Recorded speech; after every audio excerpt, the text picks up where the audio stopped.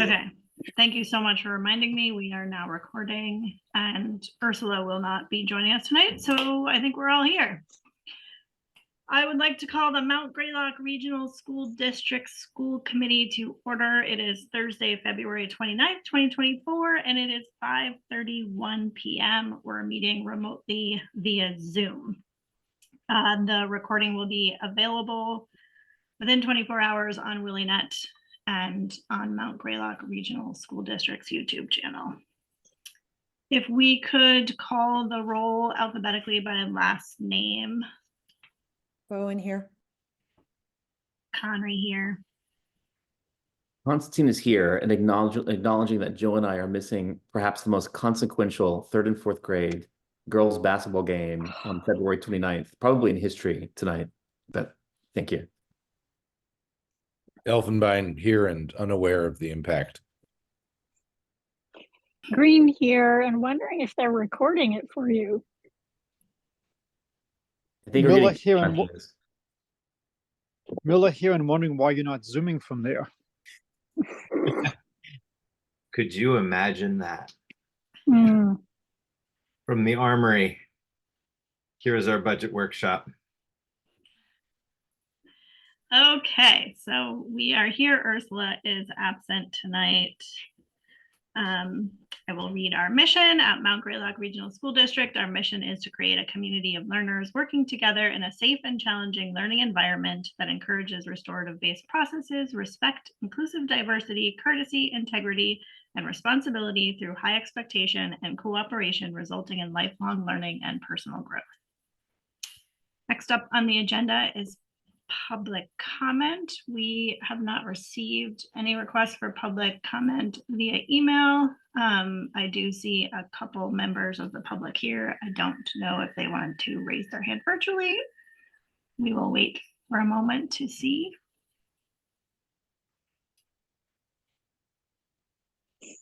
I think they're here for the budget workshop. Okay. So moving on, approval of minutes. Would someone like to make a motion to approve the February 8th, 2024 minutes? So moved. Curtis moves. Do I have a second? Second. Julia seconds. Any discussion on those minutes? Okay, hearing none. All in favor? Bowen, aye. Conry, aye. Constantine, I can't remember what it is when you don't say aye or no. So someone fill in the blank. Abstain. Abstain, thank you. Elfenbein aye. Green abstain. Miller, aye. Okay, thank you. That motion passes with 4 yes, 4 ayes and 2 abstains. Okay, school year calendar 2024-2025.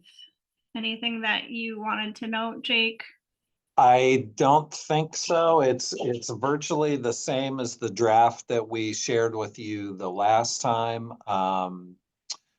It fulfills our legal obligation to the Commonwealth for hours and minutes and numbers of days. It does include a lengthy break at the end of December, beginning of January.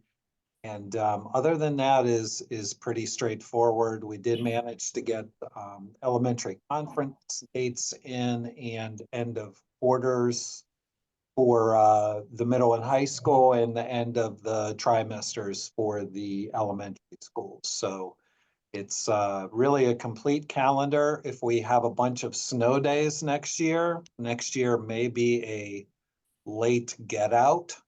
But still well within the cushion that we like to keep as we approach July 1 at the end of the year. So. Great. Yep. Would someone like to make a motion to approve the school year calendar 2024-2025? I'll move it. Oh, I'll second it. I do have some questions, which Great, I apologize. Because I wasn't at the last meeting, these might have already been asked, but the beginning of the year looks a little wonky to me, especially with the pre-K kindergarten starting with a half day on Friday before a like a 4-day weekend. Is there Yes. some explanation for that? We do like to get in a few days of school, a day or two of school. The pre-K and K is a little different. Those teachers spend their first couple of days when grades 1 through 12 are coming into school, just they come in and school is started. Those grades are really spending time with families, doing individual meetings and conferences pre-school year with families to make sure that the Okay. pre-K staff. So we have actually backed up and gotten pre-K and K closer to the regular start of school than it is in lots of places and than it was here. But the folks that teach those grades feel really strongly that that time is a good investment. And those grades, unlike grades 1 through 12, do not have the 180-day requirement either. So it does look very choppy and wonky at the beginning of the school year. Okay, thank you. You're welcome. Steve? Yeah, I'm just trying to remember. I think we've actually had this conversation in the past, and it's good to have it again to just keep this on the radar, to keep this in the minutes as to, do we want 1 day? Do we want 3 days? Do we want 5 days? Talking to the teachers and the principals to figure out what's the right balance. For just what? For like the beginning of the year activities and how Oh, we, welcome new people, new children to the district, yeah. and that it's Yeah. different needs for those classrooms. Yeah, and I think this year is about as short as it tends to be in most places that have pre-K and K. And so we will, be having that conversation about, did this work? Was it enough? Do we need more? When I started as superintendent in Pittsfield, they had kindergarten and pre-K actually did not start until a full month into the school year, interestingly enough. Right. And having, 3 kids go into kindergarten, I know what they did with, they really spent about a half a day with each student in their class. And I think the current thinking is that there's tremendous value in that, but there's also tremendous value into getting kids started. There's value to families who are really, many of whom are looking forward to losing that childcare bill that goes away when kindergarten starts if you have working guardians and working parents. But yeah, Steve, that's a good point, and we'll look into that to see if we've managed to strike the right balance with this short of a window. Okay, any other discussion on the school year calendar? Okay, all in favor? Bowen, I. Conry, aye. Constantine, I. Elfenbein eye. Green eye.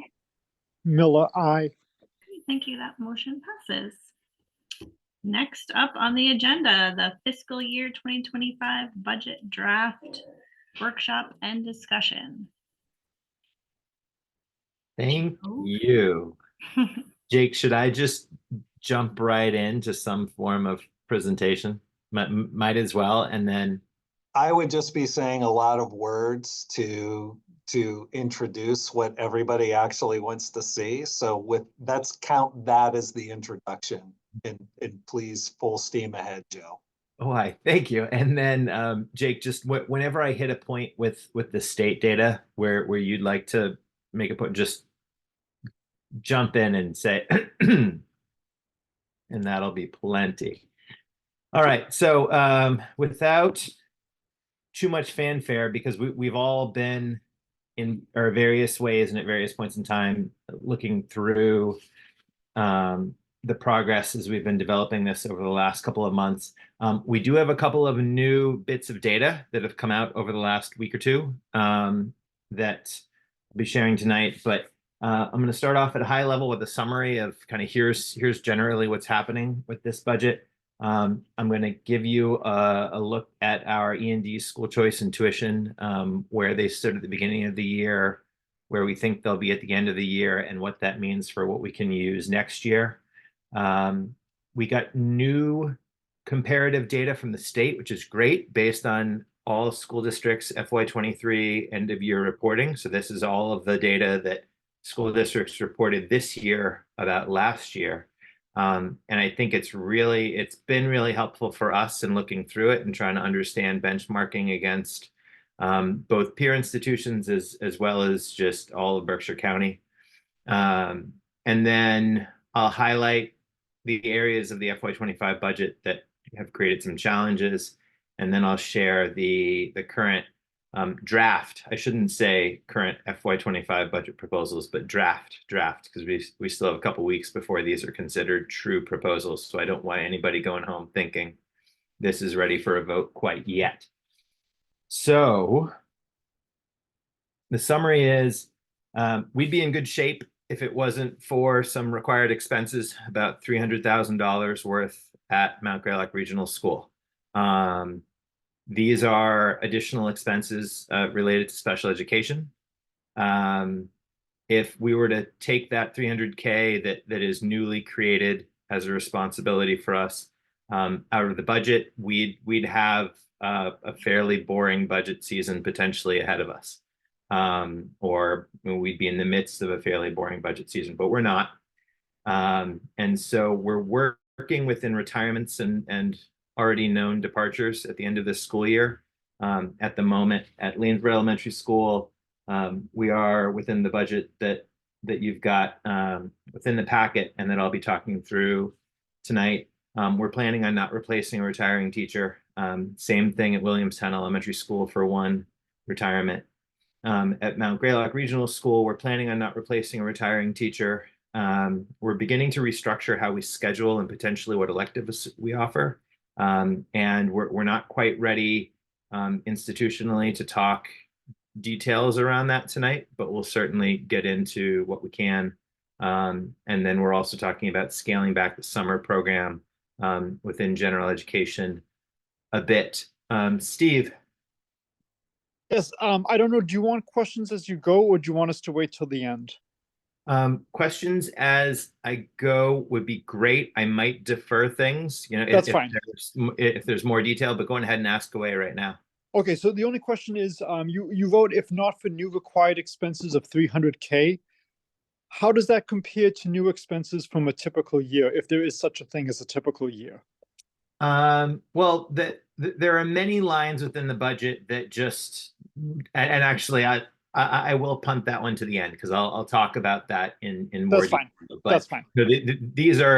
This is an area of expense where there's no way we could have foreseen it as we were making the budget last year that, hey, in FY25, here's something that's going to happen.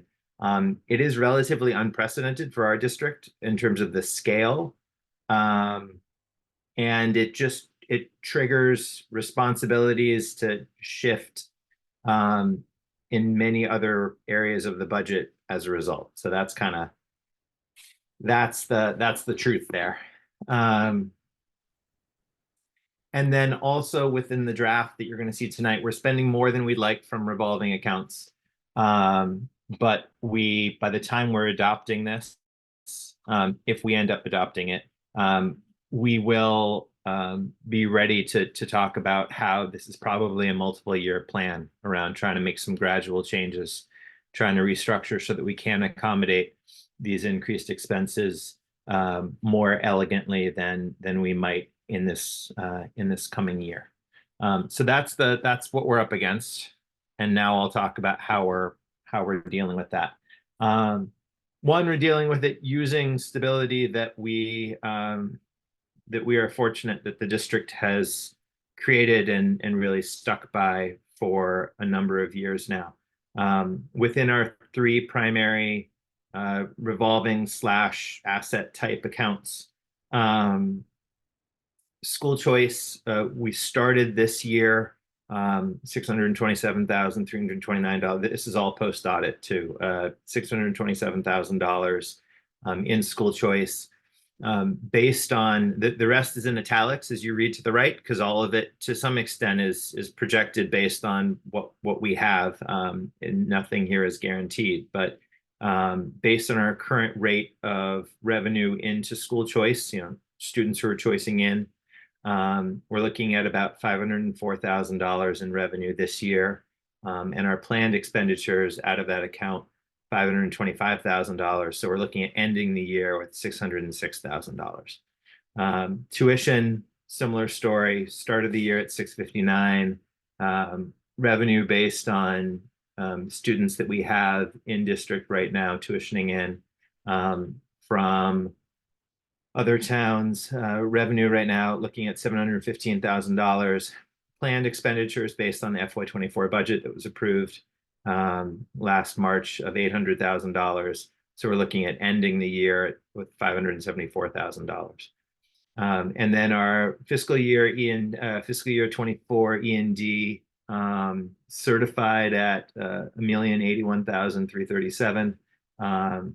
It's important to keep in mind that this is the number that's certified eligible for use in our FY25 budget. So we could potentially safely say we're going to spend $1,081,337. That's the money that is certified, set aside. There's no way for us to touch it this year. And it is not a part of our planned E&D use for this year, which was, I believe, $350,000.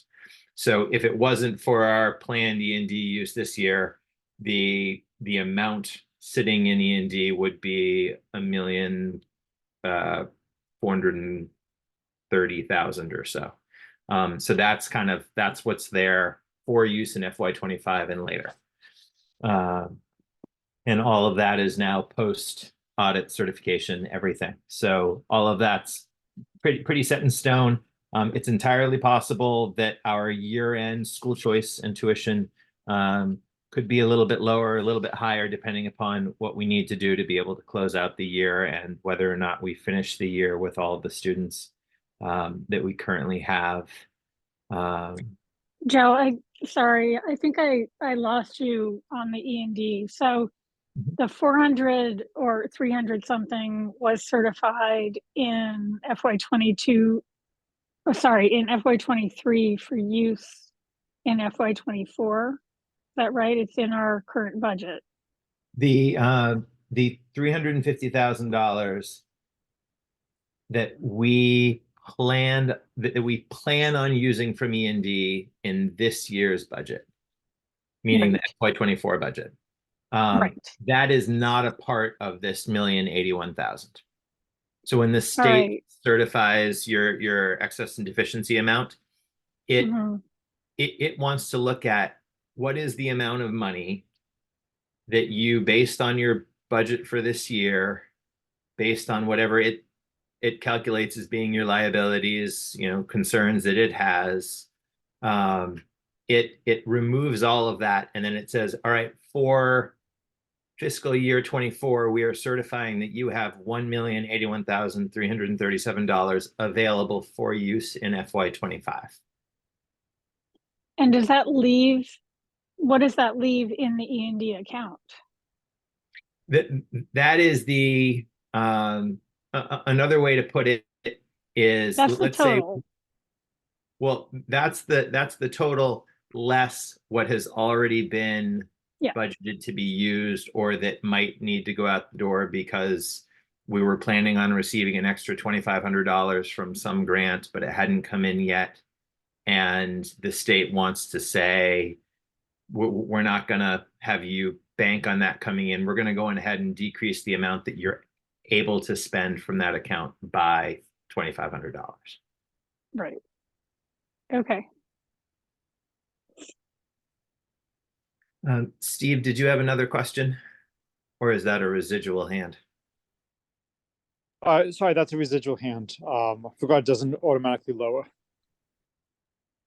All right, so now the state just in the past week, they put out compilation numbers based on every school district's end of year reporting.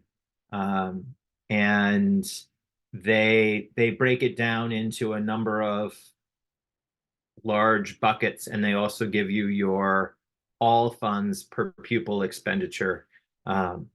And so what I'm going to do here to set the stage for how we're looking at this is I'll talk through the columns briefly, and then let you know why Jake and I chose the districts that we're using here within the comparables. And then I'll actually take it column by column pretty quickly, just to talk through how we compare to other school districts in the state. LEA, that's just our ID number as far as the Department of Ed's concerned. District, these are each school district here. I believe every single one is a K through 12 district now. We used to have some challenges around some regionals were 7 through 12, and then there were towns that were their elementary schools, kind of like ours, which made comparison very difficult back in the day. I think, Joe, not to interrupt, I apologize for interrupting. I mean, I think with the exception, Farmington River is, I believe, the lone one of these that's not a K through 12. We really tried to stick with regionals that had a pretty good overlap on the Venn diagram with things about us. But Farmington River is included as a Berkshire County comparable, but not a overall comparable. Thanks, Joe. Yep. And great point. Thank you. In district FTE pupils, this column indicates that this was the count as of, because this is FY23 data. This is the count as of October 1st of 2022. This is the total number of students being educated in district by each one of these districts. So for us, that is our resident pupils. It's also people who choice in or tuition in.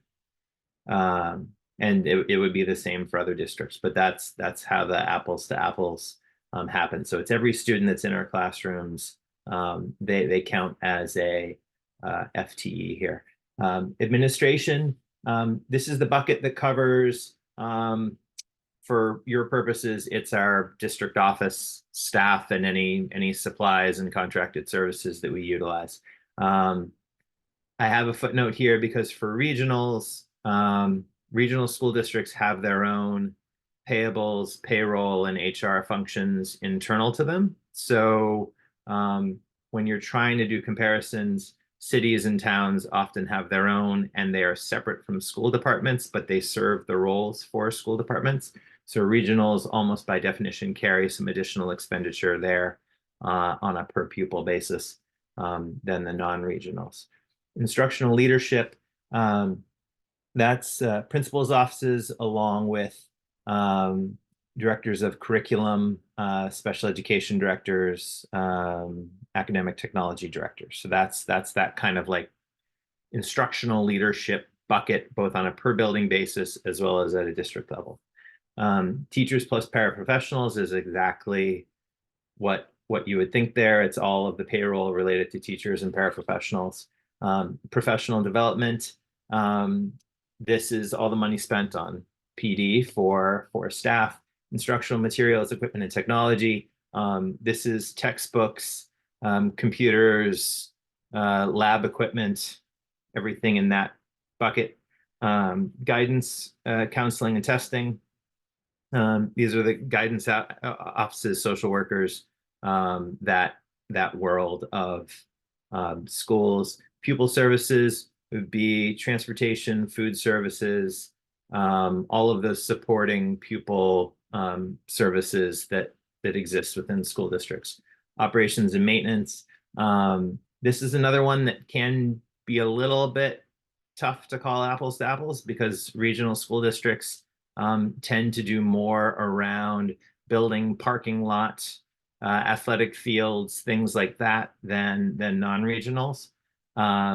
But that's everything that goes into that area of custodial operations and so on. Insurance retirement programs, another fairly self-explanatory for us. That would be primarily health insurance, property insurance, and our contribution to Berkshire County retirement system. And then all funds per pupil expenditure. It is important to note that this is all funds. So this is the money that comes from our local towns. It's the money that comes from the state and federal grants, tuition, choice, all sources of revenue that you can think of. This is looking across every bit of money that each of these school districts reported spending over the course of FY23. So this right now is sorted by all funds per pupil expenditure. As you can see, we are a little bit above the state average, but we're in kind of the bottom third amongst the districts that we've got going here. The way that we chose these districts, first off, we've got everybody in Berkshire County. Berkshire County has the privilege of being highlighted in purple. The others are a mixture of regional school districts that we would view as comparables, both relative to their size and in many situations academic performance. And Jake, I don't know if there's anything else you want to add about how we chose comparables, but no, not really. I do see Richmond is the other because they're a Berkshire County school that's not a K through 12. But yeah, Joe and I spent the district analysis and review tool, which is a tool that DESE makes available through its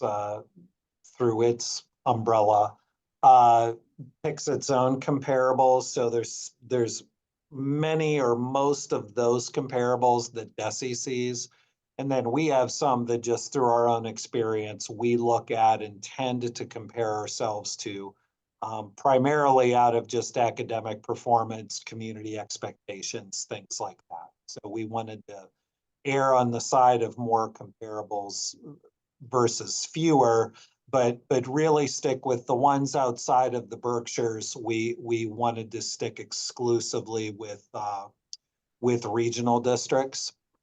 Just because the things that regional districts are responsible for within their communities do oftentimes look very different than how things look in a municipally organized district.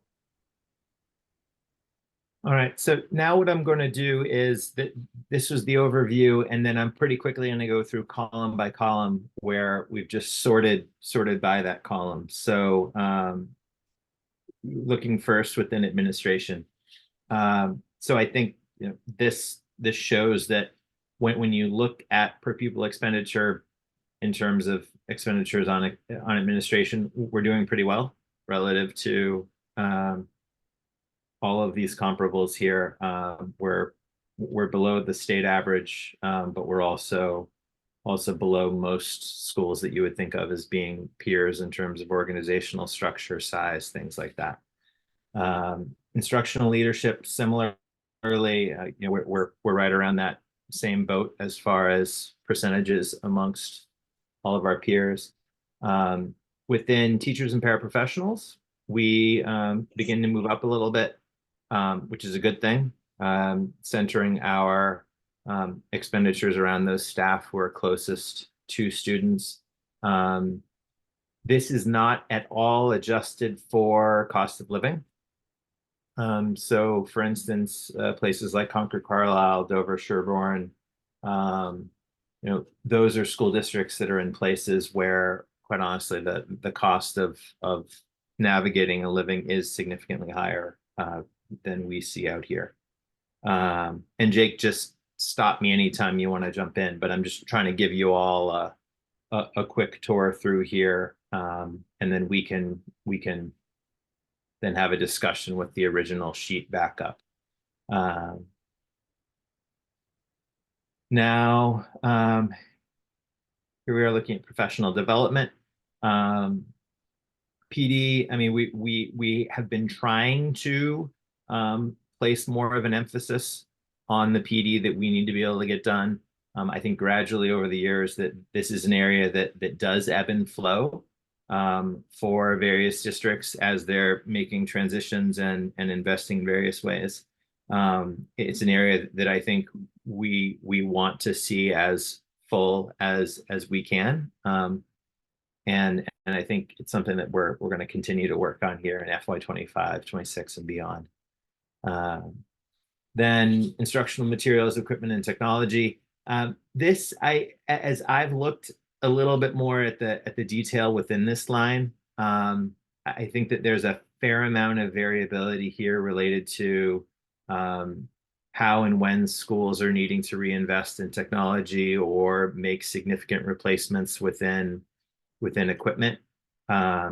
It does not speak as much to me as to whether or not we're under-resourced in terms of textbooks, things like that. So I think this is a little bit of a tough one to say, gosh, why are we spending so little on these areas?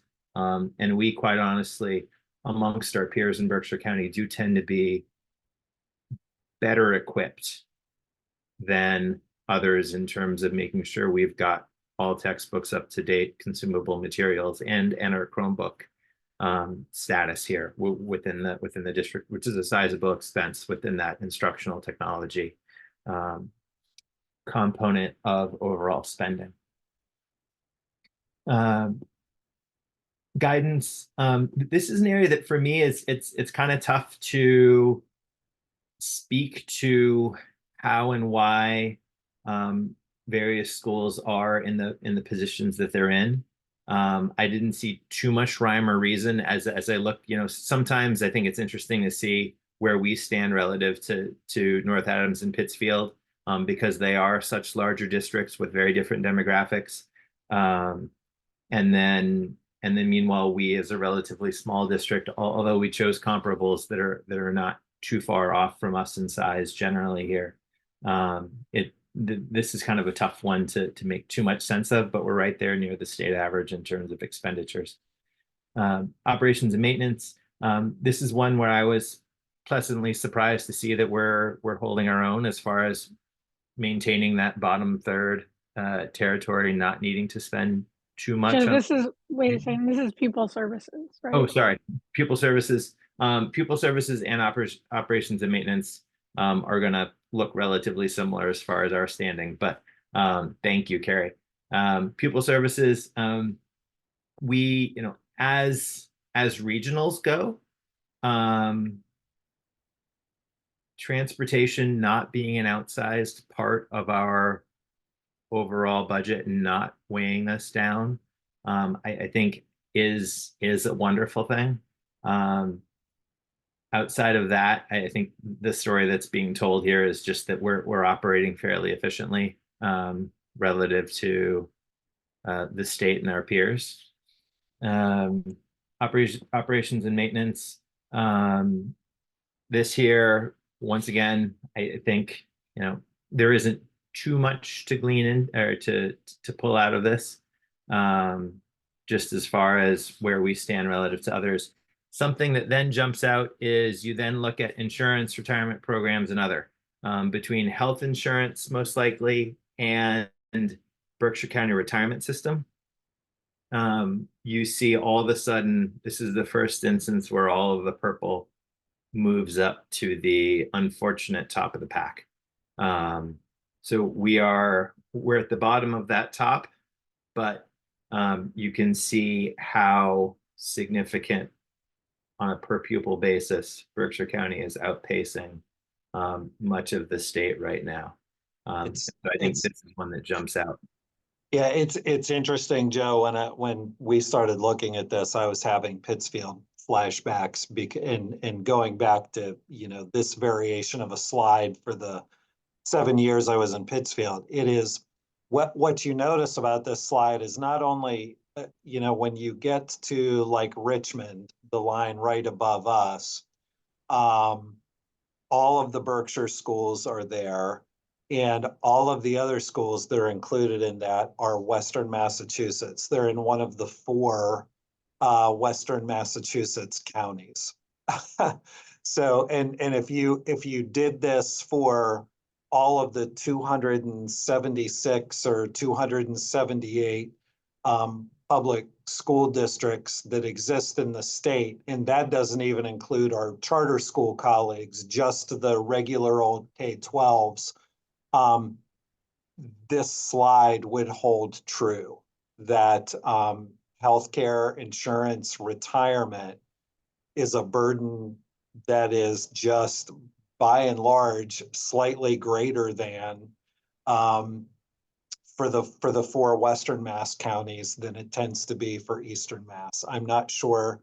I'm sure we could all come up with our own notions for why that is, but it's this slide to me on a regional level of a Berkshire County 50,000 foot view is in a Western Mass 50,000 point view is very, very telling.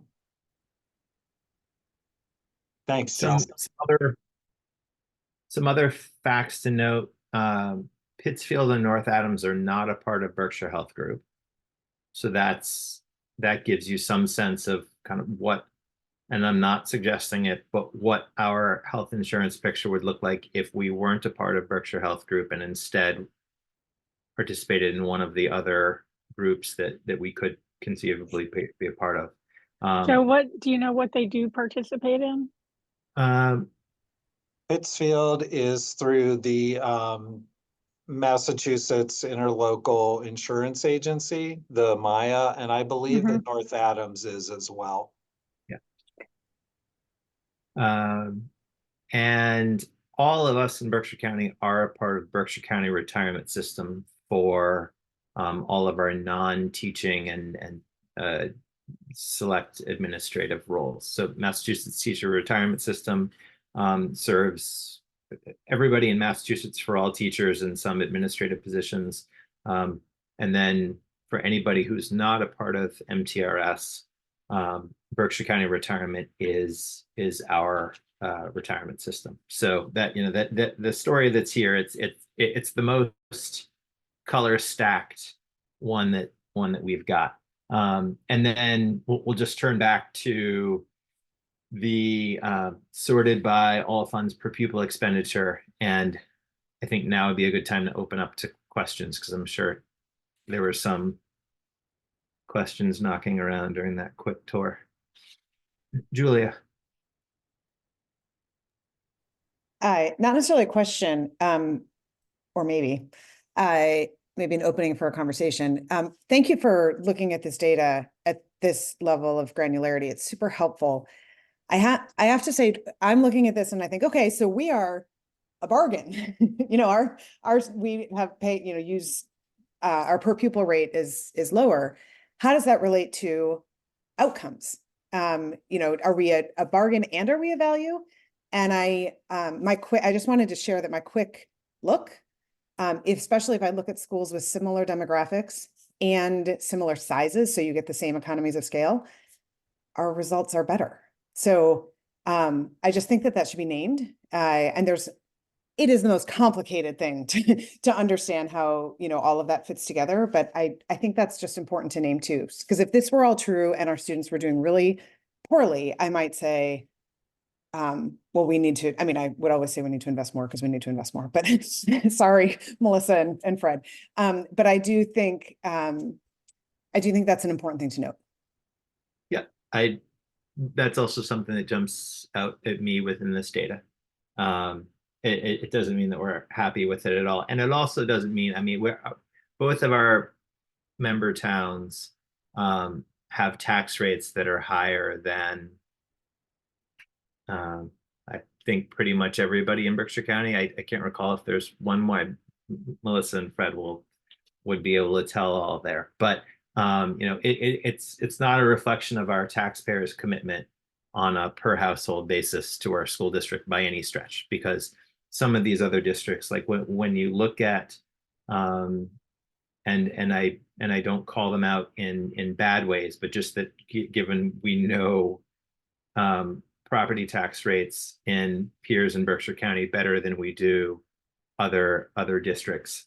There are plenty of other school districts on this list that are not contributing nearly as much on a property taxpayer per household basis as ours are.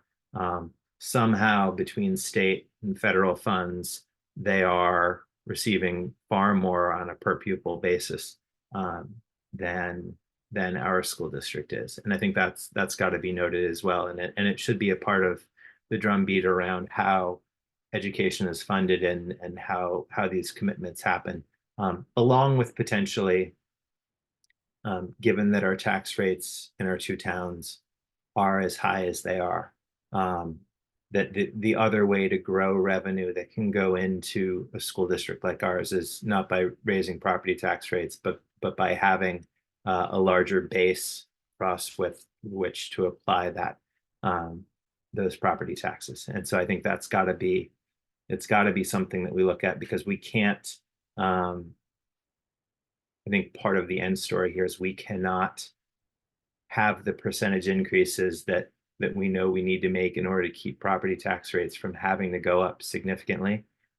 We cannot sustain that, as many of these districts on this list are looking at 4, 5, 6% increases this year in terms of assessments coming in from their member towns. Jose. Thank you, Joe. My question is just a slight follow-up from Julia's, and I think just to preface it with these data are, and you're walking us through these data for folks who are able to watch this, whether in real time or later, I think is really informative, and I would hope would be a part of larger discussions or broader discussions around diversifying our tax base within our member towns, or conversations around economic development, you name it, things that would help alleviate, the burden that many of our, residential taxpayers are giving us. The question I have, Joe, and I think you highlighted that it was unclear why there was such a disparity. And the question I have is whether we suspect there's any impact in such a disparity, in that the guidance, counseling, and testing that our support for that area, and it's quite varied in terms of looking at how the numbers sway above and below that state average. Do you, or does the district have any thoughts whether there might be some impacts on, or maybe another way to phrase it, could there be an opportunity for us to add investment in this area to support students who, in all the ways that this type of programming and servicing would support students? Jose, I'm going to jump in on this one, and that's an excellent question. And we ask ourselves that question when we see this annually. I would make a couple of observations. One is that, interestingly enough, I would say that we are one of the lone districts in the Berkshires that each one of our 3 schools have their own school psychologist. So each school has one full-time school psychologist who are primarily, they're psychometricians. They are doing the special ed testing, the testing to see if students qualify for special ed, to try to put a finer point on what might be going on with the students with the way they're learning and the speed at which they're learning. And although it might fly in the face of conventional wisdom that would lean toward outsourcing that kind of work, I think we have a much better product, and a product that's much more available to families, and can also do some more traditional counseling. But I also think we save money, because we are not paying 3 or 4 or 5 or 6 outside psychometricians at 2 or 3 times the hourly rate that these folks as part of the union contract come to us for. So I think that is a piece of it. Once upon a time, somebody in this district or a group of somebodies made the choice that that was a wise investment. The other piece, when you know, knowing the way the other schools in at least Berkshire County, and I'm far less familiar with anywhere outside of the Berkshires, I don't believe on a per pupil basis we have any fewer. I don't believe we have any fewer guidance counselors, and our proportion of counselor to students would hang with any of our neighboring districts, including Lenox, including Berkshire Hills. We do have some of the things that I would kind of consider as maybe a type of counseling, which are SEL classes at the elementary school and at the middle and high school, would actually fall under the teaching umbrella. So those employees, while they might be thinking of Lanesboro in particular, that's an employee that could be in that school social worker mix, but would be coming under teacher because they are a full-time class instructor, primarily. So some of it is how different districts approach the work of serving students. Some of it's how we opt to have our own in-house staff versus going to outside of our own employee staff. And some of it is just some of it I think is just, and one of the challenges of all of this is, as Joe and I have discussed at length, is how places tend to categorize the different things and services they provide. So I say all of that by way of saying, I don't think we're under providing those services at all. And that does include, when we need to, going to outside psychometricians, school psychologists, if we think that that is going to best serve a family, best serve a student, and also going to outside counseling and help resources for students. So I would have a hard time. I would have a hard time putting a label on that we need to step up and do better, because I think we well serve our students there. I think if you looked at this differently, and instead of looking at dollars spent, you looked at FTEs per FTE pupil, we would look very much like most of our comparable districts. Thank you, Jake. Joe, I got the word. We lost by one, unfortunately. That was the word I got. Thank you for Apologies, Jake. Apologies. Carrie.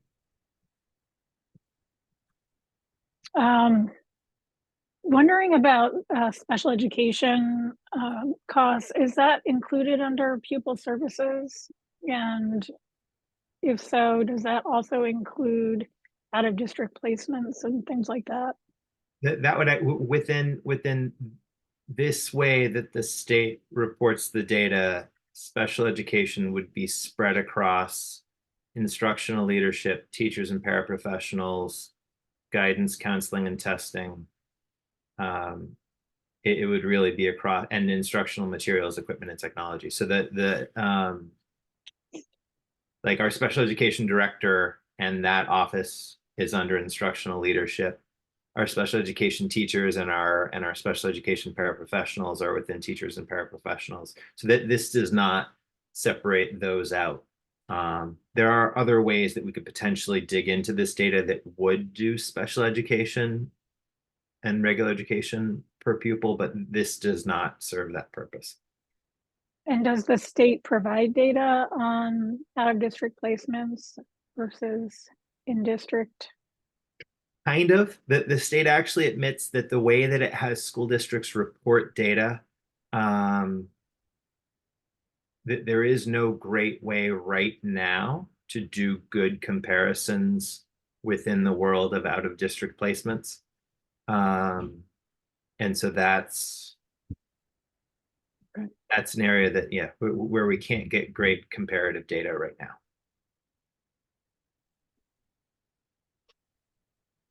Any other questions on this before we move on to getting past where we fit in and just going to what we need to do?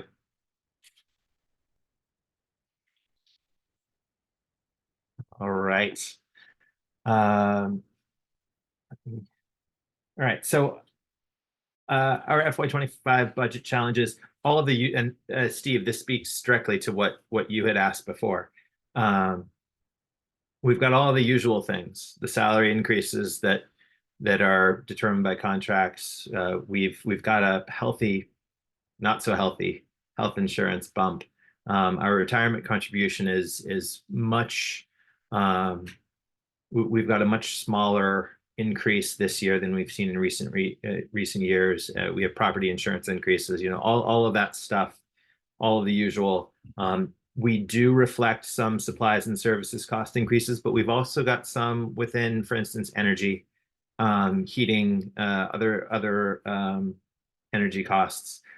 We're seeing some decreases, and our lock-ins within contracts have us decreasing those lines by a bit.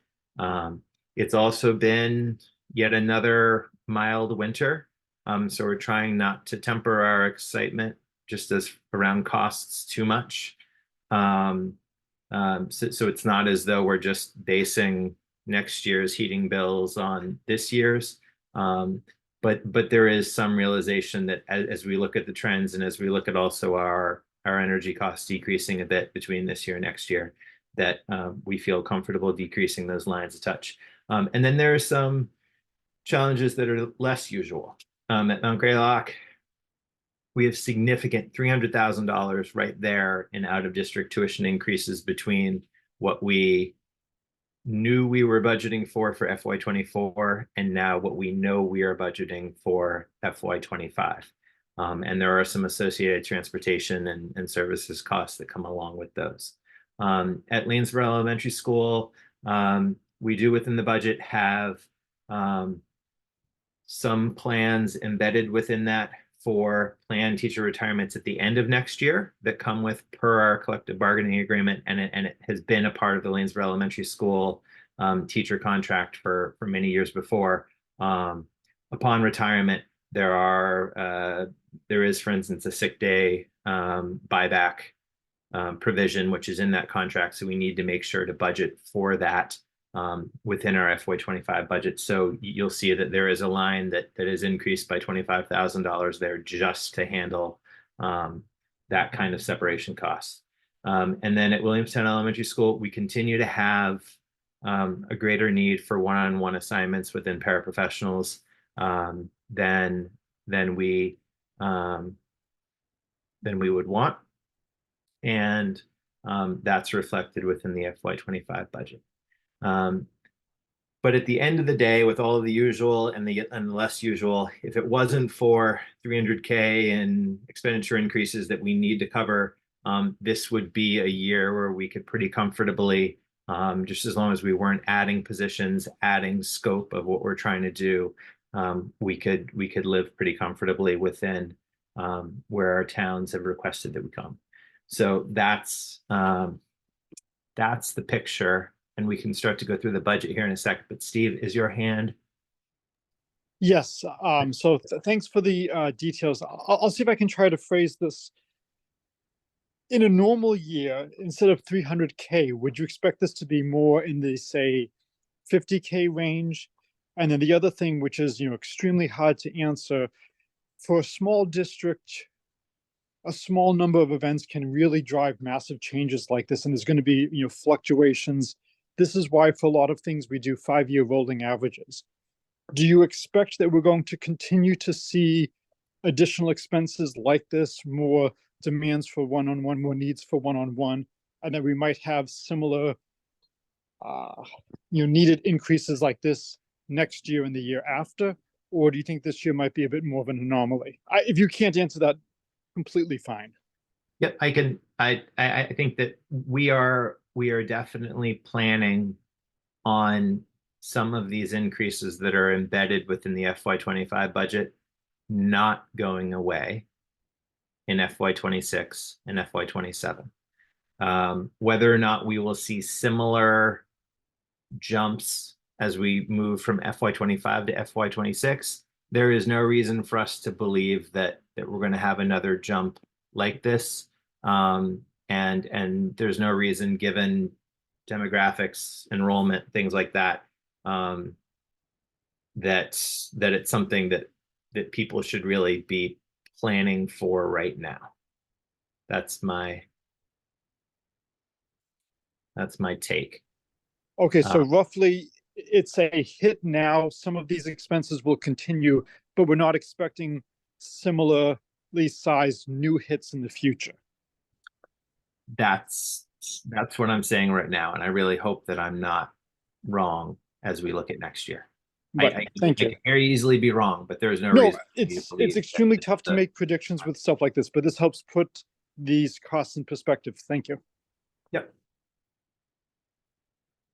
All right, so now within your packet, and I don't know if the best way to do this is for me to switch the screen share or to, I think I probably will, just so that our eyes are all trained on the same documents. But you have the same 3 types of files that you have grown accustomed to over the last few years. It is good to note that if you do end up going and looking back at the comparative data, and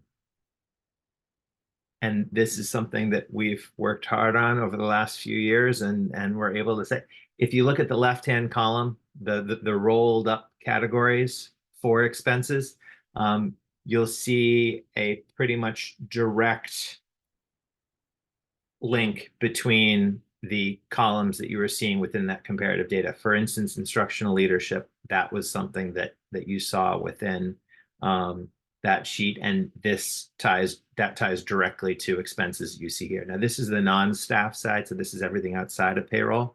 But if you were to take the 2 PDFs and also look at the comparative data, you could say, oh, here is how that portion of the data is built up within our system, within our budgeting. So as we scroll down through here, I don't think it's helpful tonight to go line by line. I think that as school committee members go through this, and as you have questions, just reach out to Jake and me directly over the course of the next couple of weeks if you just want to know exactly what a specific line is. So I'm just going to give you the super high level, and then I think it's probably just helpful for us then to dive into discussion of what does this all mean and how comfortable do we feel with it, and where do we go from here. But same as we've been talking about as I scroll down through this, we have some increases related to supplies and services, some decreases related to supplies and services. We have health insurance increasing. School choice and charter, depending upon the school building, you're seeing some elementary school costs, particularly at Lanesboro Elementary. Those are students who are aging out of the Lanesboro Elementary School age group, moving up into the Mount Greylock age group. If they continue being choice out, that $30,000, it isn't as though here all of a sudden 6 students are returning to Lanesboro Elementary School. It's actually that those students are graduating from 6th grade, moving up to 7th grade. So as I scroll down, you see that there is an increase there at Mount Greylock. So that contributes to a sizable just transition of costs, transfer of costs from one center to another. At Mount Greylock, as we continue scrolling down, same story around, there are some supplies and services increases, some supplies and services decreases. Health insurance is an increase without a doubt. And then you've got the big jump here within tuition to non-public schools, which is that out-of-district tuition line.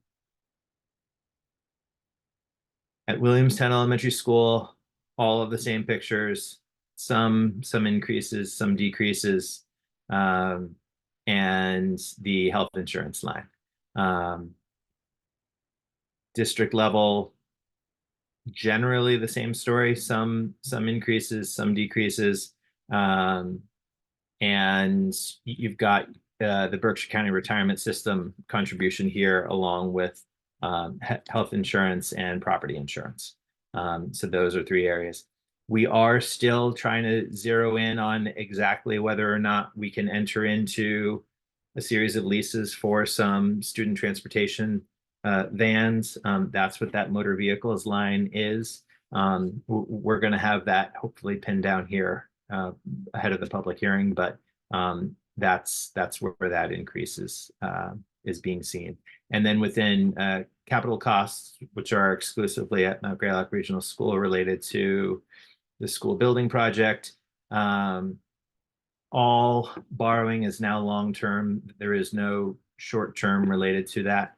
And you just see a fairly stable year as far as the way the debt schedule that is laid out based on our borrowing proceeds over the course of the next many years.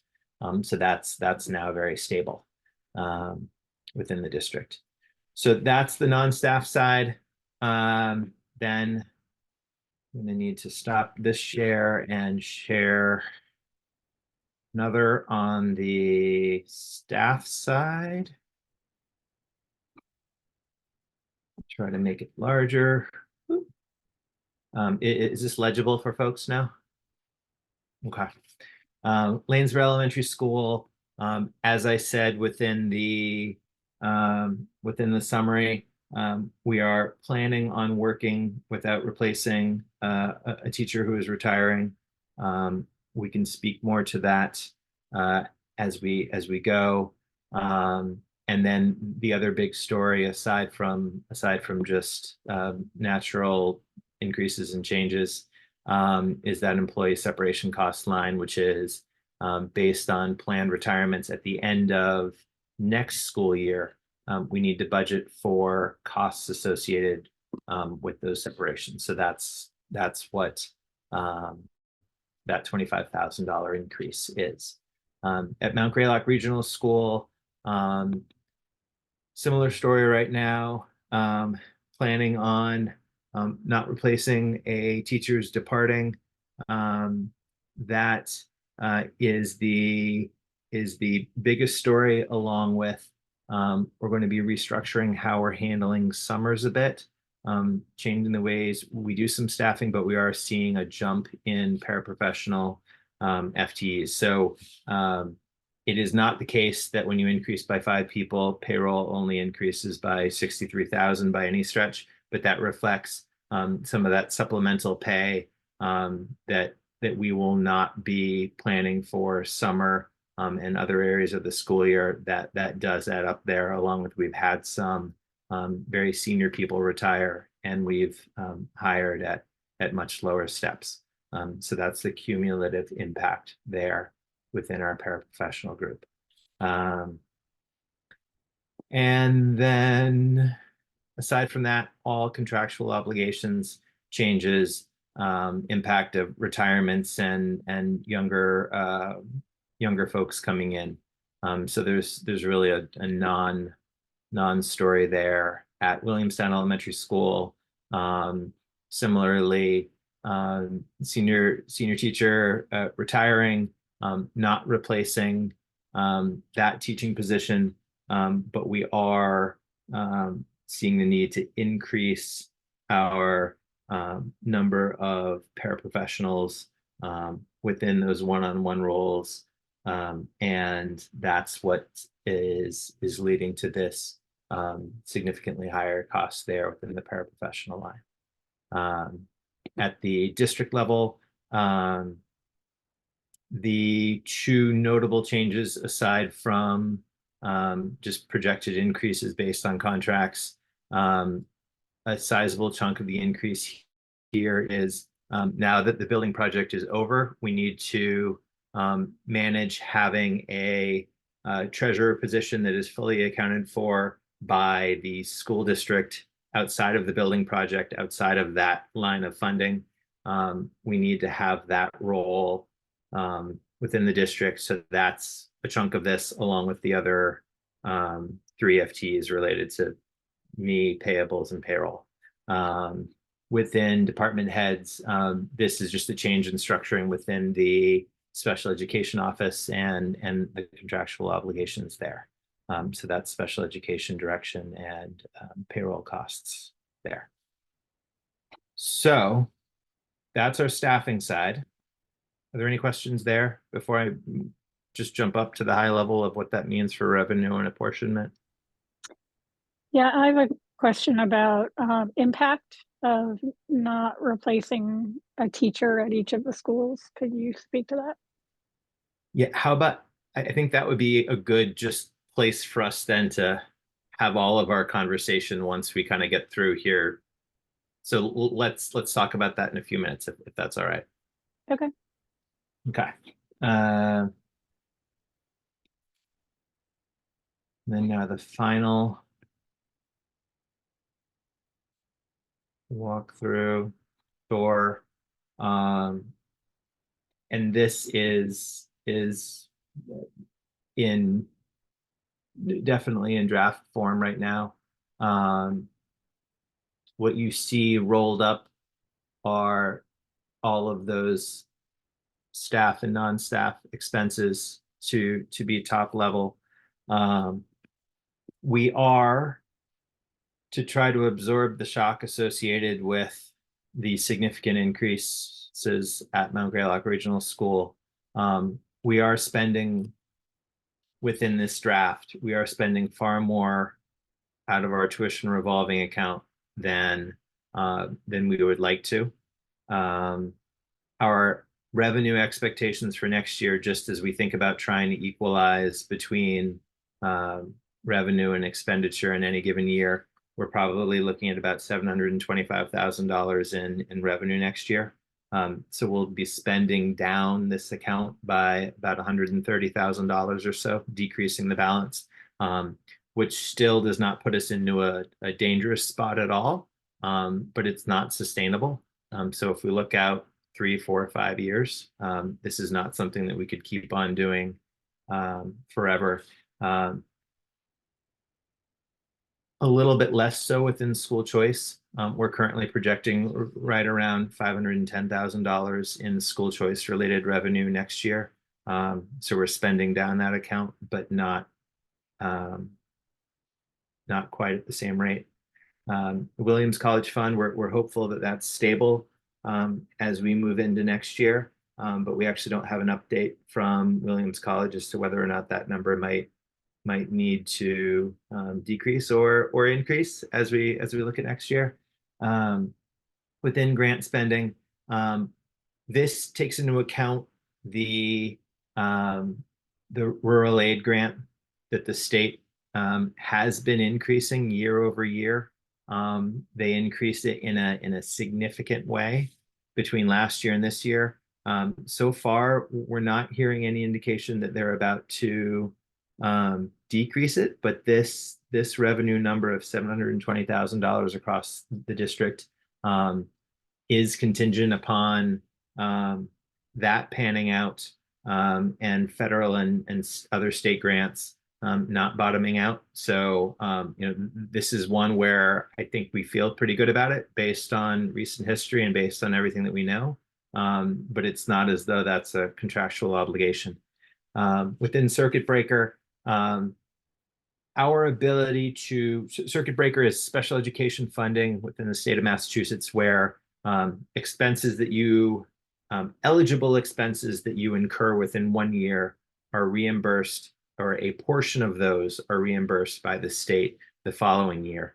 That sounds good in a situation where you've got rapidly increasing special education expenses from 1 year into the next, but the number of qualifiers that are placed on that program before any bit of spending is eligible, or before each bit of spending is eligible are significant. So for instance, and this might not be the rule for this year, but in recent years, you need to spend $75,000 of certain types of money on certain services for a single student before the amount over that is eligible for reimbursement through the circuit breaker program. So conceivably, if you had 10 students and each of them needed services that cost $70,000 a piece, and you had $700,000 in expenses, you could be in a situation where, even though it sounds like circuit breakers are a wonderful program that's going to save you and you just need to weather 1 year, that's not necessarily how the program works, because none of those expenses might actually be eligible for reimbursement within the program.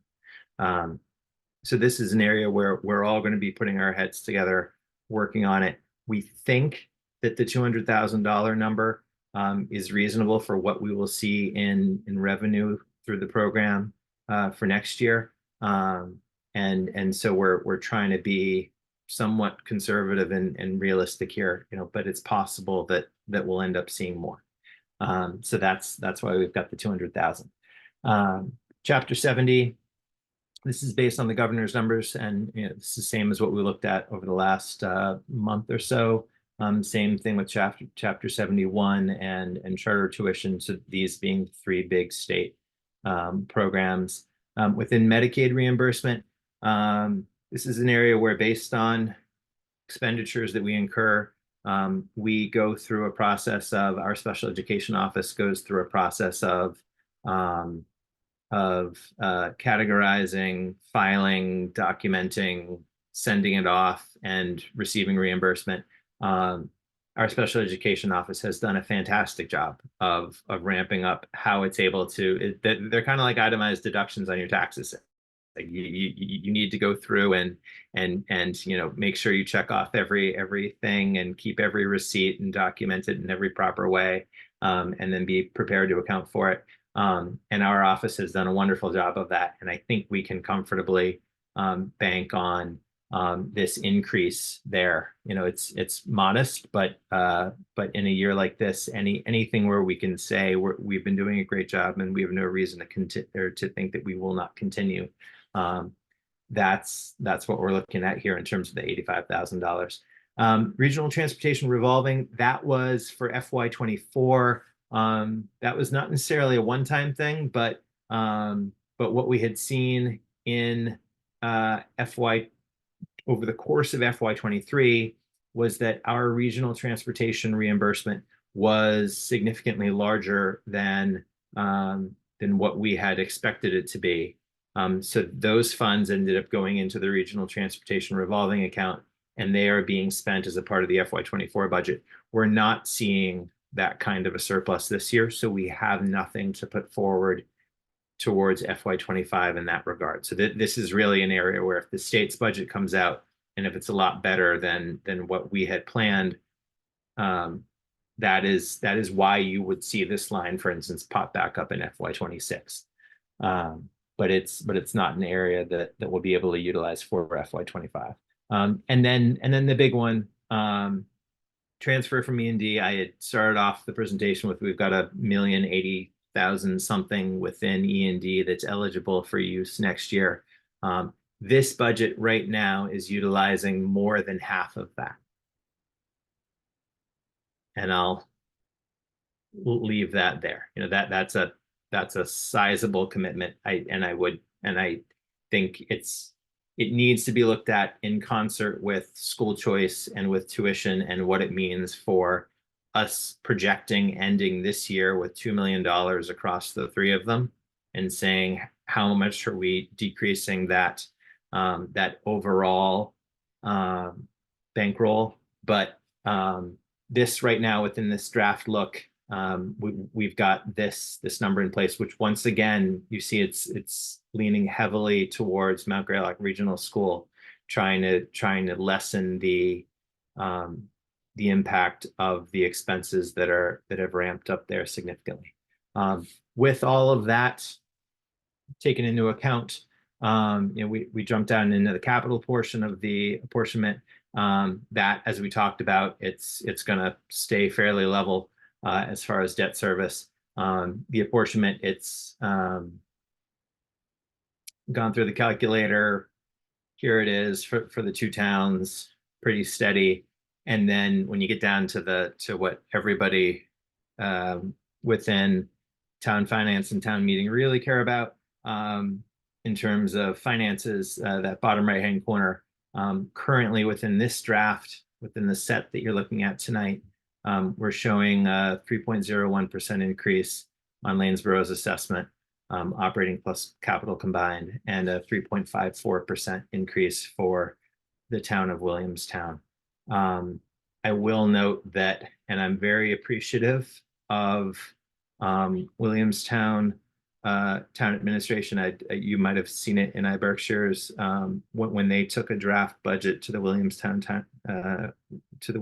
Finance Committee last week. They had a placeholder in for us of 4%, which I think was just planning for the worst, saying, well, here's what happens to property taxes if the school district does not listen to what was requested by town officials.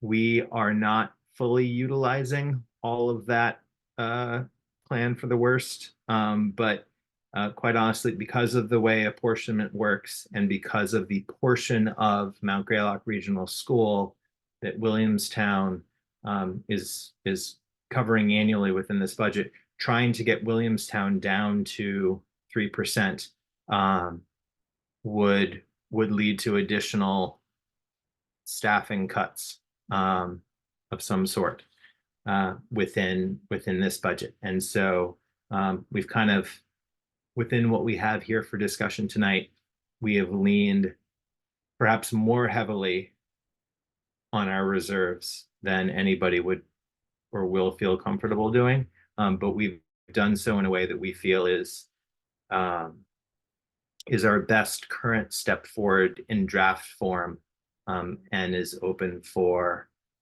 discussion. And Carrie, we can jump back into your question here in a second, unless we want to try to answer some more, because I think that will be the bulk of the discussion. But I don't know if Julie and Jose, if you have other kind of like specific about this questions, or if you just want to open it up to broader discussion. I actually, we can wait on my question and go to Julie and Jose, because I have another question about the reserves as well. So I'll go after them.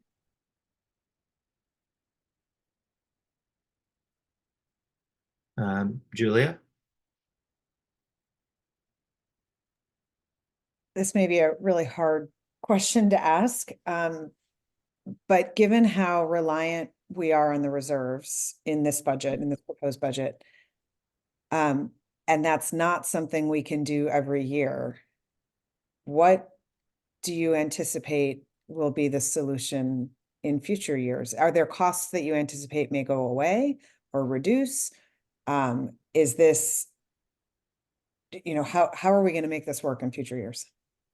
The quick answer there, and Jake will have something far more thoughtful, but the quick answer here is that given the shock associated with these new expenses, Jake and I have been talking internally about, this is the warning shot that means we need to spend the next year and a bit potentially significantly restructuring how we think about scheduling and potentially electives at Mount Greylock Regional School, if this is the picture that we need to be living within. If we cannot see larger increases in terms of assessment, if more money does not come from state and federal sources, and if our out-of-district costs continue to be as high as they are, we are going to need to make more significant changes than not replacing staff who are departing.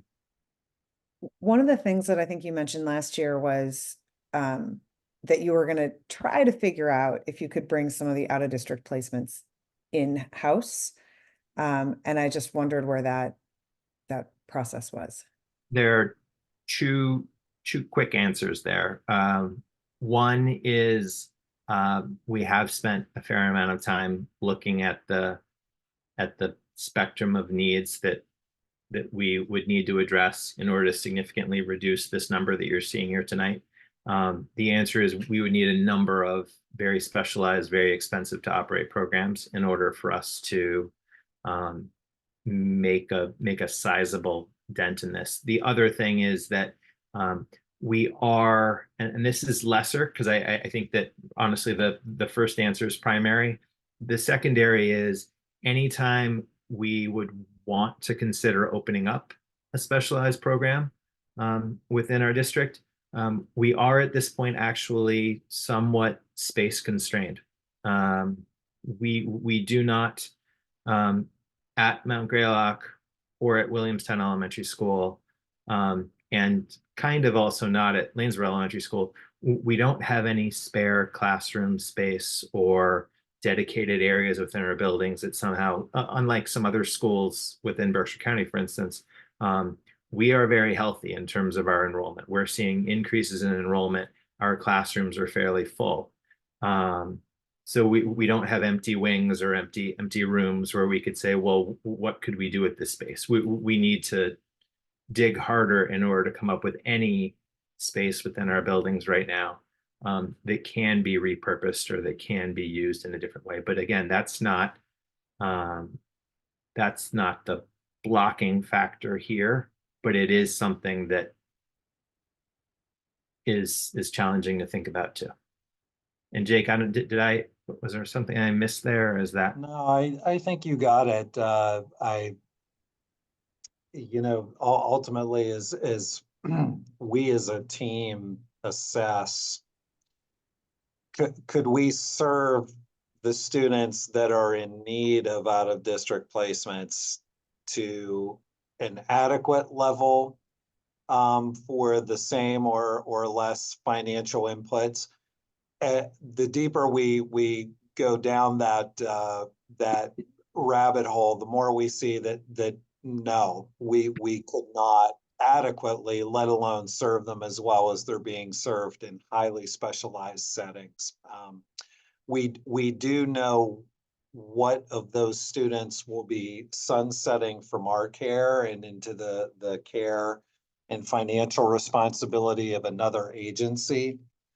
So that gives us some notion of where we'll be a year, 2 years, 3 years down the road. To Steve's question from much earlier in the evening, it's really hard to tell, will there be other students coming in and coming up that take those students' places? But for right now, even with nearly doubling our out of district placement costs, those students are where they need to be, and so we have to find other ways to make those make the rest of the budget work. Jose, is your question on this very topic, or is it on a different subject? I don't know. It's on this topic, I guess. Okay, go ahead It's then. a general question, but I'm happy to hold it. If you have something more specific to ask Carrie. Well, yeah, I guess my question on this topic is what happens if we have a family or multiple families move in mid-year? That's where we really would be relying on our school choice and tuition if we had special education obligations. And that makes me really nervous spending them down, because if we see this as, and I don't know what's behind a sudden increase, whether it's one family or a few families, or Williamstown has become an attractive place for people to move to. And so this is just so if that's the case, if there's a trend that depends on something that is rather constant, then we do need to be prepared for mid-year increases as well. And the funds that we can use mid-year are tuition and choice, right? As opposed to E&D. Yeah, and that's E&D spend down is another issue, and that also makes me really nervous. But yeah. and I'll also say that part of why within this draft we're spending down E&D at a rate that is more drastic than what we're spending from choice and tuition, are that if we need to respond to a mid-year situation, tuition and choice are the funds that we can easily use. With E&D, we would actually need to revote the entire budget and and send that back to the towns for a revote to have them support that as well. And E&D is an area where if, for instance, the state somehow increases Chapter 70, 71 charter tuition, or if there's additional funding that comes through the state through those related programs, anything in excess of what you're seeing within the budgeted revenue here would go to decrease the negative impact of spending more E&D, because it would be going into that general fund and it would go to become the E&D for the following year.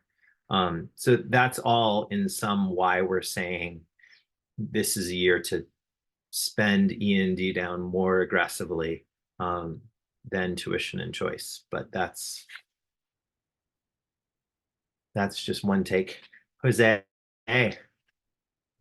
Yeah. Thank you, Joe. And lower my hand here.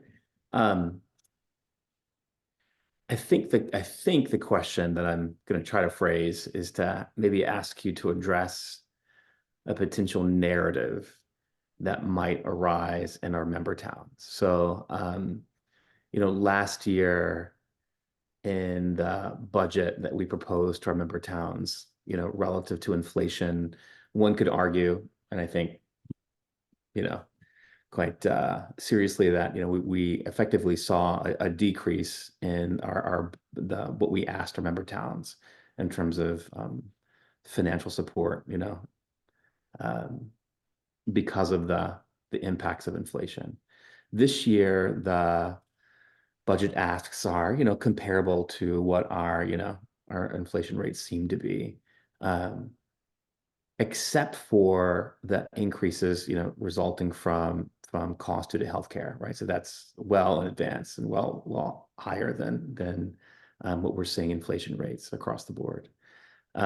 So over the course of, sort of the budget that we're looking at here in inflation adjusted dollars, one might argue that this is less than what the budgets that we proposed 3 years ago, right? Because of the impacts of inflation and our sincere efforts to, address the concerns of our member towns regarding, what we might be asking for support. So that said, and hearing from Julia and Carrie, I think there's this worry that, that's spending down on school choice funds and E&D could come across as irresponsible in that context, especially because of, particularly in Williamstown, as you shared with us, Joe, their preparation for being asked for a little bit of a higher percentage on the order of 4%. So, given, I'm not sure if I'm making any sense, and please tell me if I'm making any sense at all, but if I am, and that narrative that could be out there, that we just aren't asking for enough, given the challenges that we have faced as a district because of everything that we know has transpired over the past 2 years or so. What would you say to folks who might be concerned about that? And maybe to add to that question is the question about the impact in terms of teachers, not replacing teachers. Exactly.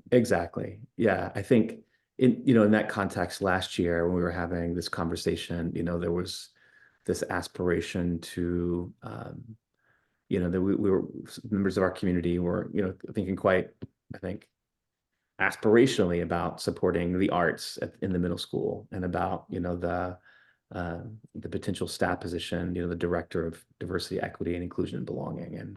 And this budget doesn't seem to be aspirational in those ways, and I don't think it needs to be. But I think there's that outstanding concern that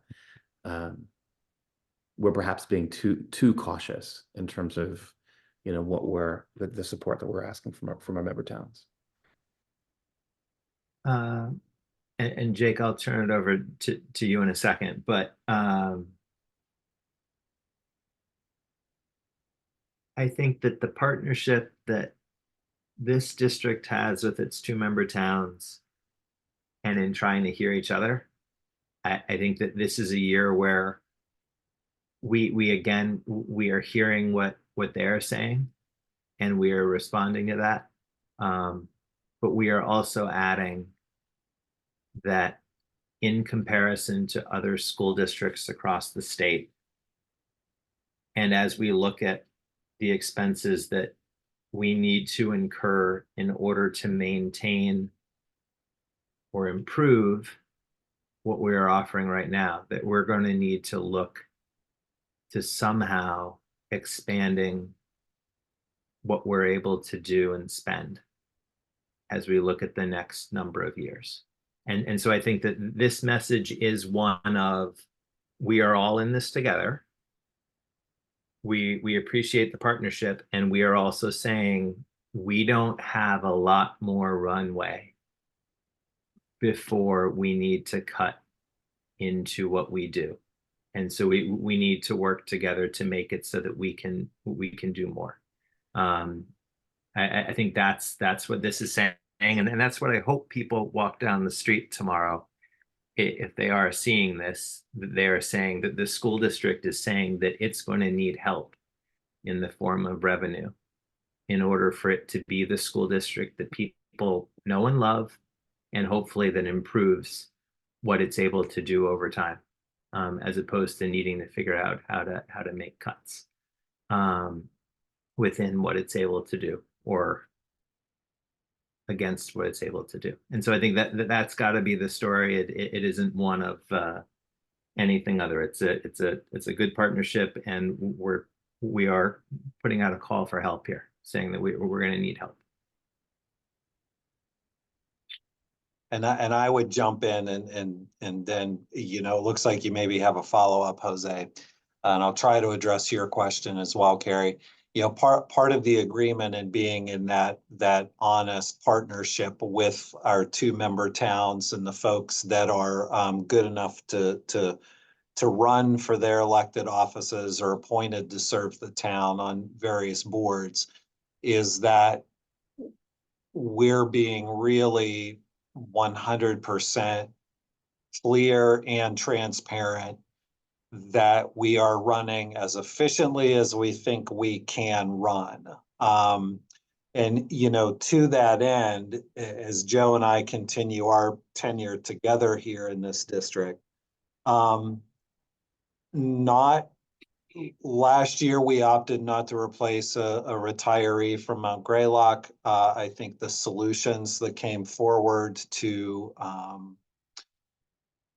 fill what looked like it would be a massive gap were very appropriate, and I think now more than halfway through this current year, very successful solutions. So while we were not able to hire an additional art teacher last year, the way that the middle and high school administration worked the schedule and used the existing 3 positions that we had. Again, I think we did increase the offerings to the students who were most looking to have their offerings increased, which were at the middle school. Thinking about the folks that we're not looking to replace moving into next year, as we thank these individuals for years and in some cases decades of excellent service to kids in these 2 towns, just because of the specifics of what these folks do and just the organic lining up of, particularly in a school like Lanesboro, but it's also true of Williamstown too, the need for what an individual person does next year and the number of students and grade levels, the number of students needing specific services that were provided, we will be fine with treating these reductions of employees through attrition. This will not result in a lessening of service to the young people that we're all here to serve on a daily basis. However, you know, we feel like we have worked really hard. We don't feel, we have worked very hard to be as effective and as efficient as we can be. And maybe murdering a phrase that Julia used earlier, being a bargain, but also being a value. We have worked very hard at that. I do think this current year, and also in the back of my mind, thinking through the growing list of districts that the Massachusetts Superintendent Association is collecting, the number of districts looking at overrides this year, I would say is likely close to an all-time high. Chapter 70 did not seem to be the priority in the statewide budget that it has been over really the past previous half of a decade. The way that the monies collected through the newly approved millionaires tax are being distributed,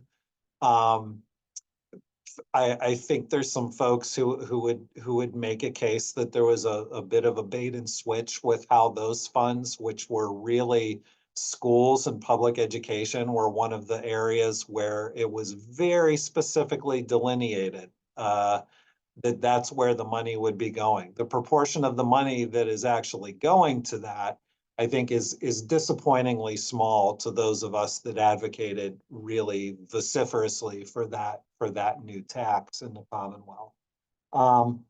So will we be able to provide our kids with what they need next year in spite of these reductions that we're looking at?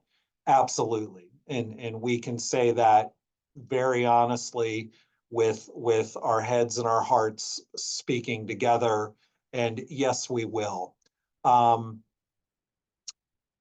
Is it sustainable at the rates of growth that we're looking at from year to year? And I would say that even our contractual rates of increase, when compared to other contractual rates of increase across the state, shows a spirit of community in this school district that other communities would be envious of. Even with those modest increases, I don't know that we're sustainable if this is a stalemate that's going to be expected to repeat year after year after year. Particularly as the one thing that grows for sure seems to be that the needs of our students writ large, but also the very specific nuanced needs of some families that are that we're welcoming into our community. So what we will be fine, and we can be proud of what we're able to do next year. We do need to work together to find more sustainable solutions to remain who we want to be and who we feel we owe the students of this community as we enter into future years. Carrie? Thank you, Jake. A little bit more granular question. When you say that we will be able to meet the needs of our kids, are we meeting those needs with larger class sizes in certain grades that we're going to hear about? Interestingly enough, I don't believe so. I don't believe either of the very strategic uses of attrition at the elementary schools are not going to increase class sizes. It will definitely impact, particularly at Lanesboro, more than Williamstown Elementary. I would foresee a use of school choice next year that is between almost no new incoming students to very few, but at incredibly laser focused grade areas where it works. And this one grade that we happen to be talking about right now, there will be 0 openings in that grade level for students, because we're still going to have class sizes as those students move on to their new grade next year. Our class sizes will be very reasonable, and not a family nor a student will recognize an appreciable difference in class size because of these choices we're making.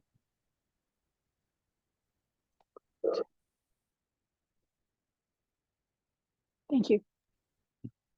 Jose? Thank you, Jake, and thank you, Joe.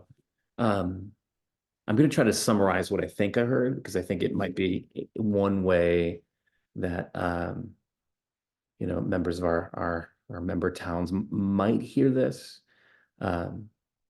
This would be the second year now, and I think we should be proud of this, and our member town should be proud of the efforts that both you and Jake have made to minimize our asks to our member towns, and in the context of all the challenges that we faced coming out of the pandemic because of the impacts of inflation, you name it. I think we've been, and you both have been, incredibly sensitive and resourceful in minimizing these asks.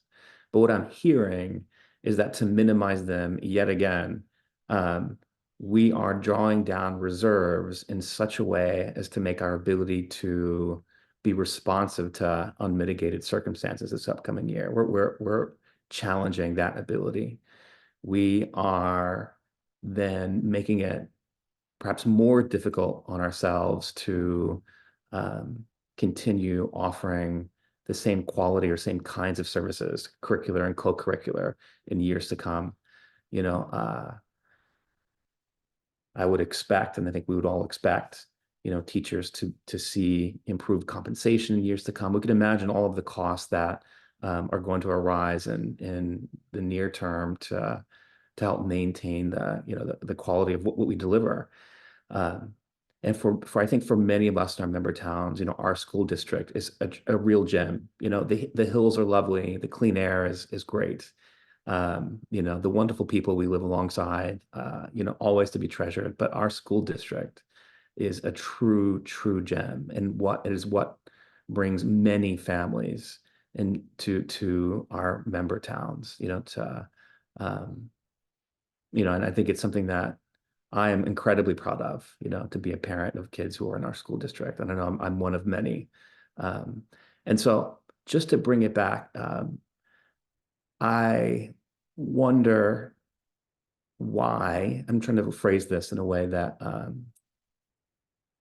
can we expect to see a different version of this budget that might ask a little bit more from our member towns, one that, reflects how hard we have tried in the past, to be sensitive to their concerns, and one that really reflects the challenges that we face as a district to kind of meet our obligations and to providing healthcare and insurance costs for our employees. I mean, is it possible for us to expect an amended budget that might expect a little bit more, thereby allowing us to keep more in reserve, to be more, to improve our responsiveness during this upcoming year, and to help us prepare for years to come? My quick response on the finance side, I think, is that this budget that you see here tonight is one where both towns' finance committees, I would expect that their eyebrows will raise when they see what we're doing, and they'll say, this is not sustainable. And if we say back to them, well, would you prefer that we either increase percentages this year or give everybody a year to plan for more increases next year? I think they would say, I would rather you spend the money that you have rather than raising property tax rates this year. But we appreciate that we're all a part of the conversation around what this means for future years, because I think it's very difficult to walk up to any town finance committee and say, let's go ahead and start taxing at higher rates now, but keep money in the bank. I think that's the top line thing. And with the funds that we're leaving within tuition and choice within this plan, we still do have the capacity to respond to mid-year challenges, increases, changes. It's just that we cannot continue in this way for many years to come. So I think that's like, it isn't as though all of a sudden next year people should plan on having a mid-year set of special town meetings if anything happens. But this is an indication that we're going to need to see some changes for next year. Joe, how far below the 5% cap on E&D will we be if we go with this plan?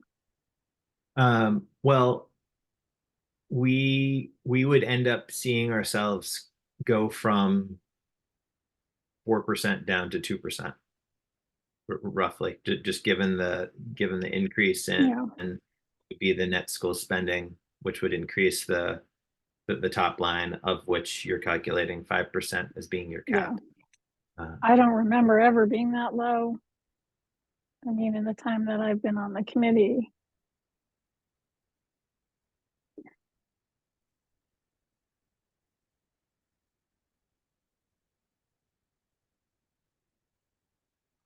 If I could, Carrie, apologies for asking you a question, but it's helpful to me. Is that, I think I hear concern. Are you concerned by, maybe that's what I mean. Yeah. No, I really am. I really am. Yeah. And I can pull up historical numbers. Part of the challenge there is that until 2019, we would have been looking at E&D for only Mount Greylock Regional School. So the building up to 5% of the total was actually, in just pure dollar terms, a pretty significant increase. To jump up to about the 1.2 million being the cap, 1 million 2 being the cap that we would have right now. But I can definitely pull up the last few years, and we had made an effort. I'll also say we had made an effort to peg ourselves to that 5% because it was the only thing that, in terms of ratings for borrowing, that did matter. So that's the other side here that I think is important to note, is that there is nothing that we have out in our future right now that means outside firms, agencies will give us better treatment, better pricing if we work closer to the 5%. I'll just put that. I share your discomfort, Carrie, but I'm just kind of giving some other data points. And I think I said this earlier, but it can't be repeated enough.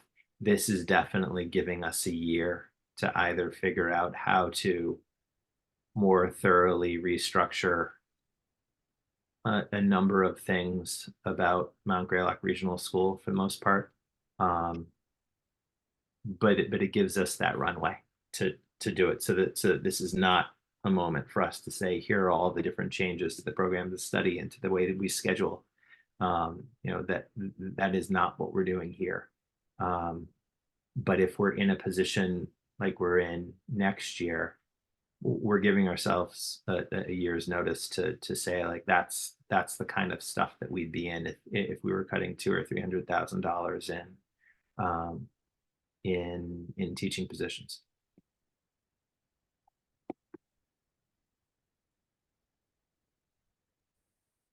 And I take it there really isn't any reason to believe we'll have an opportunity to build our reserves back up in the next couple of years.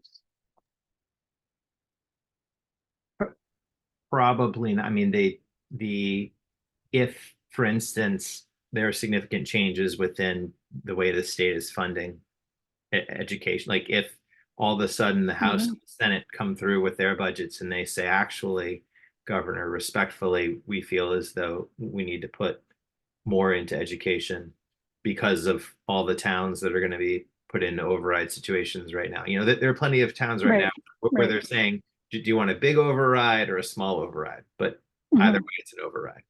Yeah.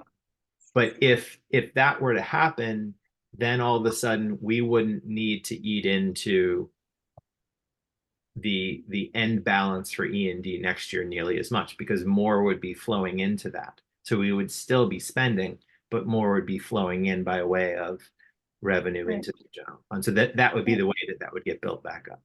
Mhm. Yeah, I mean, the counterpoint, Jose, is that we want to be able to pass a budget, right? That's the political thinking around giving the towns a budget that they can defend, right? And that won't push them into a position of having to cut town services. You know, we are caught between a rock and a hard place. And while it is our job to advocate for our kids, we're hearing from our administration that we are not diminishing what we can offer this coming year, but we would be diminishing the following year if we had to do this again. So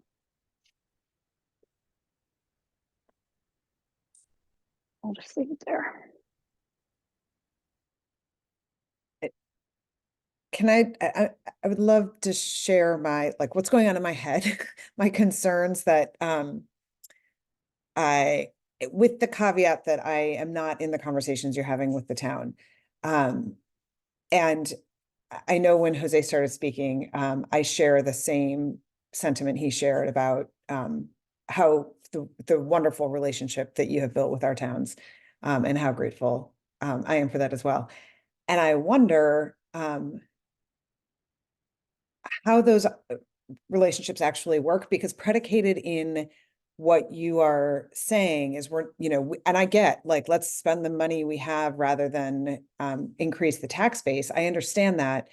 But there's an assumption that in a year, if we are in trouble or can't make this balance, that the town will help out. That who's the town, right? The town is the people who are working on behalf of the town, and they could be different.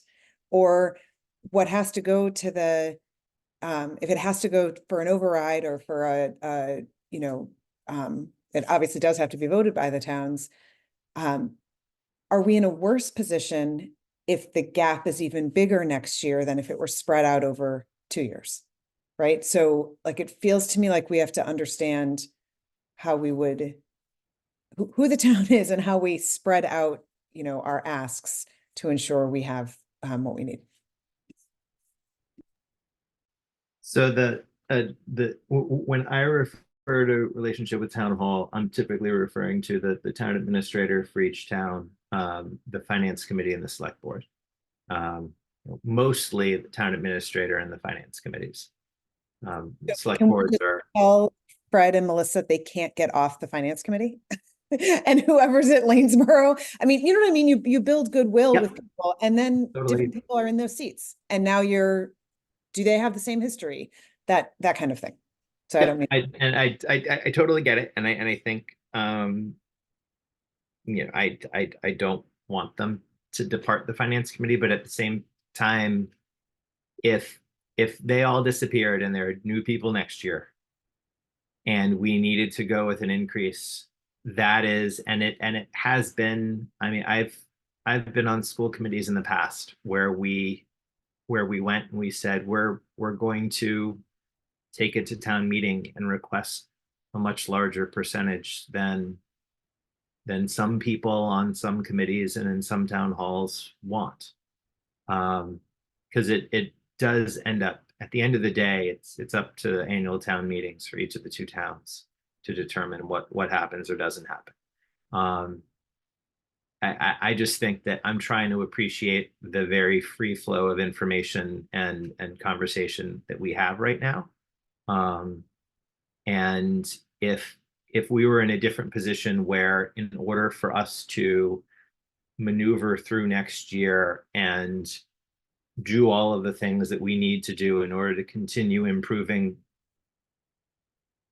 and we needed to ask for a larger percentage, I think that's the conversation, that's where we would be right now. But I'm saying that I think we've got a year before that's the conversation, like before that's the point that we're at. That this is not moving us so far away from that we cannot get there. So that's my 2 cents, and I'm planning on being here next year, so I'll be in the hot seat again. And believe me, this is we've had some not so fun budget years. This one has had me feeling like I wanted to call in sick more often than the others. So for what it's worth.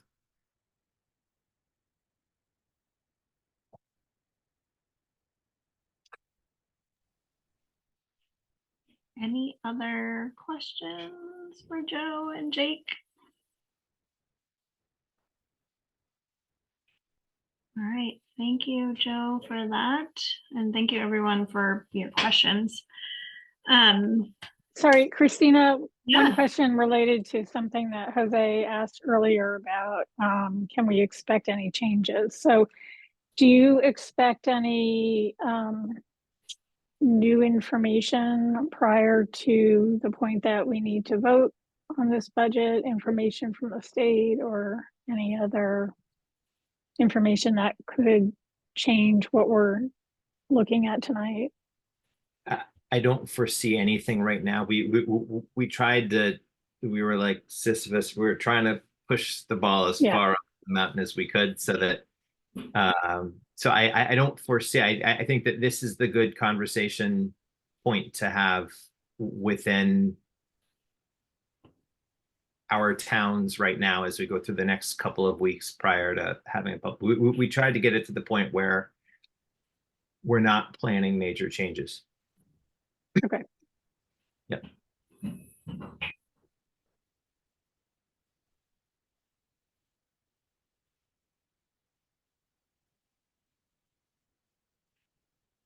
Good. All yours. Yeah, Okay. thanks. All right.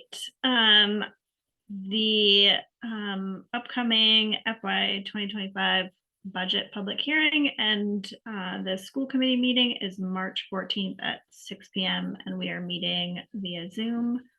I do not have any other items for discussion. Any agenda requests? Okay, would someone like to make a motion to adjourn? So moved. Curtis moves. Do I have a second? I'll second. Julia seconds. All in favor? Owen, I. Conry, aye. Constantine, aye. Elfenbein eye. Green eye. Miller, aye. Thank you. It is 7:28 and we are adjourned. Thank you everyone for taking the time tonight. Really appreciate it. Yeah, big